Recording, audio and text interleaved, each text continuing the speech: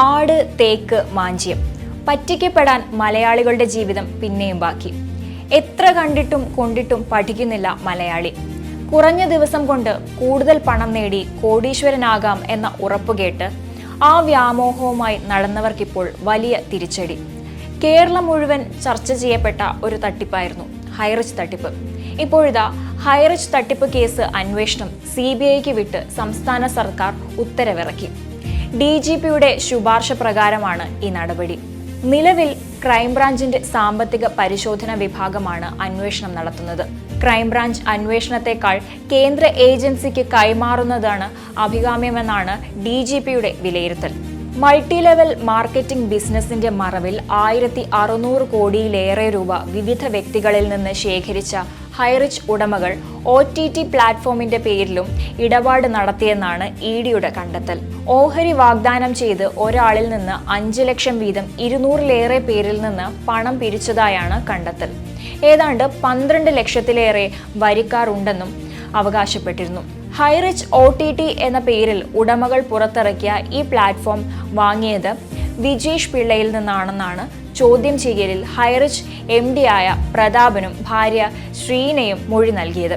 എത്ര കോടി രൂപയാണ് വിജേഷ് പിള്ളയ്ക്ക് നൽകിയതെന്നതടക്കം ED പരിശോധിക്കുന്നുണ്ട്. നേരത്തെ സ്വർണ്ണക്കടത്ത് കേസ് ഒത്തുതീർപ്പാക്കാൻ വിജേഷ് പിള്ള സമീപിച്ചെന്നും 30 കോടി വാഗ്ദാനം ചെയ്തെന്നും സ്വപ്ന സുരേഷ് ആരോപണം ഉന്നയിക്കുകയും സംഭവത്തിൽ പോലീസ് അന്വേഷണം നടത്തുകയും ചെയ്യുന്നുണ്ട്. ഇതേ വിജേഷിനെതിരെയാണ് ഹൈറിച്ച് കേസിലും അന്വേഷണം നടക്കുന്നത്. കഴിഞ്ഞ ദിവസം ഹൈറിച്ച് കമ്പനിക്കെതിരായ സാമ്പത്തിക തട്ടിപ്പ് കേസുകൾ അട്ടിമറിക്കാൻ ഗ്രൂപ്പ് അംഗങ്ങളുടെ ഗൂഢമായ നീക്കമുണ്ടായി എന്ന് റിപ്പോർട്ട് പുറത്തു വന്നിരുന്നു. പബ്ലിക് പ്രോസിക്യൂട്ടർക്ക് കോഴ നൽകി കേസുകൾ ഒഴിവാക്കാൻ ശ്രമം നടന്നുവെന്ന് വ്യക്തമാക്കുന്ന ശബ്ദരേഖയാണ് പുറത്തുവന്നത്. അംഗങ്ങളിൽ നിന്ന് പിരിച്ച 5 കോടി രൂപ സർക്കാർ അഭിഭാഷകന് കൈമാറിയെന്നും ശബ്ദരേഖയിൽ പറയുന്നു. എല്ലാവരും പൈസ ഇറക്കുന്നുണ്ട്. ഇപ്പോൾ 5 കോടി രൂപ ഇറക്കിയിട്ടുണ്ടെന്ന് പറഞ്ഞു. സർക്കാർ വക്കീലിനാണ് ഇപ്പോൾ കൊടുത്തിരിക്കുന്നത്. അത് കൊടുത്തു കഴിഞ്ഞാൽ ഹൈറിച്ച് റിട്ടേൺ വരും എന്നൊക്കെ അവർ നിഷ്കളങ്കമായി എൻ്റെ അടുത്ത് വന്ന് പറഞ്ഞതാണ്. നിങ്ങൾ വേഗം ഒപ്പിട്ട് കൊടുത്തോ എന്നൊക്കെ എന്നോട് ഫോൺ വിളിച്ചു പറഞ്ഞു. ഇതായിരുന്നു ഗ്രൂപ്പ് അംഗമായ ഒരു വനിതയുടെ ഫോൺ സംഭാഷണത്തിൽ പറയുന്നത്. ഹൈറിച്ച് അംഗങ്ങൾക്കിടയിൽ നടന്ന സംഭാഷണമാണ് ചോർന്നിരിക്കുന്നത്. ഇത് വ്യാപകമായി പ്രചരിക്കുകയും ചെയ്തിരുന്നു. ഇതോടൊപ്പം ഹൈറിച്ച് കമ്പനിക്കെതിരെ പരാതിയില്ലെന്നും കമ്പനി തുറന്നു പ്രവർത്തിക്കാൻ അനുവദിക്കണമെന്നും ആവശ്യപ്പെടുന്ന ഫോമും നിക്ഷേപകരിൽ നിന്ന് ഒപ്പിട്ട് വാങ്ങിയിരുന്നു. കോടതിയിൽ നിന്ന് അനുകൂല നടപടി ഉണ്ടാകുമെന്ന് വിശ്വസിപ്പിച്ചാണ് ഈ നീക്കം. ഹൈറിച്ച് ഉടമകൾ സംസ്ഥാനത്തിന് അകത്തും പുറത്തുമായി 3141 കോടി രൂപ നിക്ഷേപമായി സ്വീകരിച്ചെന്ന് മുഖ്യമന്ത്രി പിണറായി വിജയൻ നിയമസഭയിൽ വ്യക്തമാക്കിയിരുന്നു.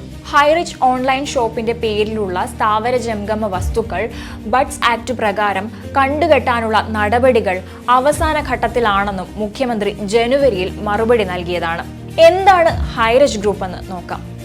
വാട്സപ്പ് ഗ്രൂപ്പുകൾ വഴി തുണിത്തരങ്ങളും പലചരക്കും കച്ചവടം നടത്തിയാണ് തുടക്കം. പിന്നീട് പലചരക്ക് മുതൽ ഫാഷൻ വരെ ആളുകളിലേക്ക് എത്തിക്കുന്ന ഒരു e-commerce വെബ്സൈറ്റിലേക്ക് മാറുകയായിരുന്നു. KD പ്രതാപൻ സ്ഥാപകനായും ഭാര്യ ശ്രീന പ്രതാപൻ സഹസ്ഥാപകയായ കമ്പനി. പ്രതാപൻ ആദ്യം ജോലി ചെയ്തിരുന്ന കമ്പനി ചില നിയമ കുരുക്കുകളിൽപ്പെട്ട് തകർന്നതോടെയാണ് ഹൈറിച്ച് എന്ന കമ്പനിയുടെ ആശയം ഉദിക്കുന്നത്.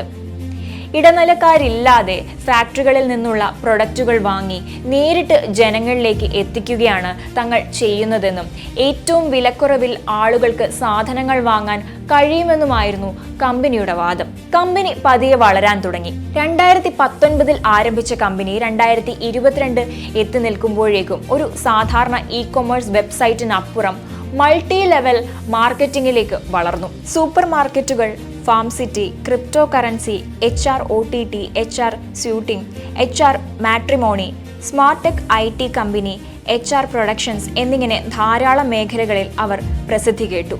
അങ്ങനെ ഇന്ത്യയിലാകെ 680 ഷോപ്പുകളും കേരളത്തിൽ 78 ശാഖകളും അവർക്കുണ്ട്.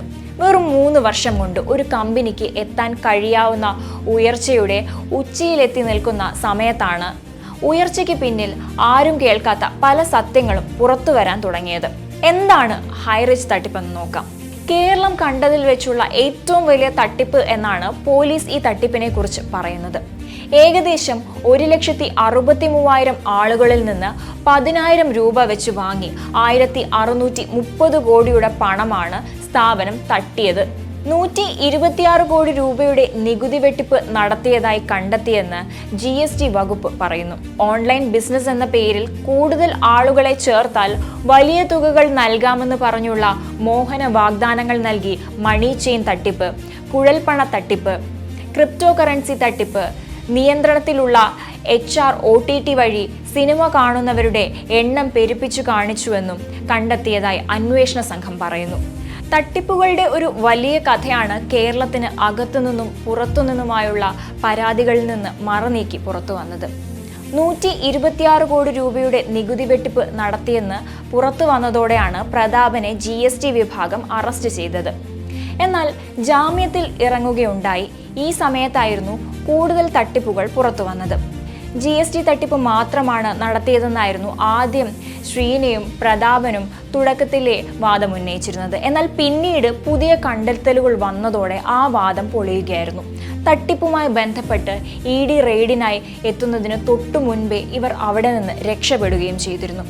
കൂടുതൽ അന്വേഷണങ്ങളും തിരച്ചിലുകളും പിന്നീട് നടത്തി വരികയായിരുന്നു. ഇതിനുശേഷം പല അന്വേഷണങ്ങളും നടത്തി വരികയും സംസ്ഥാന സർക്കാർ ഒടുവിൽ CBIക്ക് ഈ കേസ് വിടുകയുമായിരുന്നു.